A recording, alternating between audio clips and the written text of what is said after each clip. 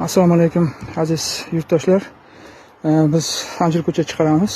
Anjir ko'chat chiqarishda qalamcha kerak bo'ladi. Qalamchalarni olishda nimalarga e'tibor beramiz? Uni uch tomoni tez hosilga kirib ketadi. Endi bular ham agar meva kurtak bo'lsa, bular ham tez hosilga kirib ketadi. Mana bunaqa pastki joylarida kurtagi bo'lmasa olmanglar. Kurtak chiqishga vaqt ketar ekan. Endi buni uraga nega ko'masiz degan savol bo'lyapti.